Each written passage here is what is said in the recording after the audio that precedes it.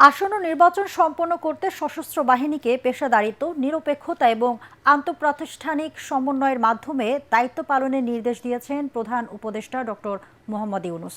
সকালে ঢাকা সেনানিবাসের সেনা সদরের হেলমেট অডিটোরিয়ামে আসন্ন ত্রয়োদশ জাতীয় সংসদ নির্বাচন ও গণভোট উপলক্ষে সশস্ত্র বাহিনীর ঊর্ধ্বতন কর্মকর্তাদের সাথে মত বিনিময় সভায় প্রধান উপদেষ্টা এই নির্দেশনা দেন। প্রধান উপদেষ্টা অনুষ্ঠান স্থলে পৌঁছালে তাকে অভ্যর্থনা জানান সেনা, নৌ ও বিমান বাহিনীর প্রধান সহ সশস্ত্র বাহিনীর বিভাগের প্রিন্সিপাল স্টাফ অফিসার। সবার শুরুতে প্রধান উপদেষ্টা দেশের প্রয়োজনে সশস্ত্র বাহিনীর গৌরবোজ্জ্বল ও দায়িত্বশীল ভূমিকার কথা উল্লেখ করেন।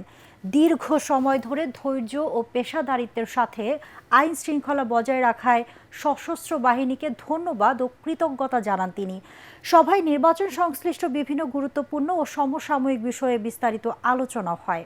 মতবিনিময় সভায় সশস্ত্র বাহিনীর ঊর্ধ্বতন কর্মকর্তা ও সংশ্লিষ্টরা উপস্থিত ছিলেন।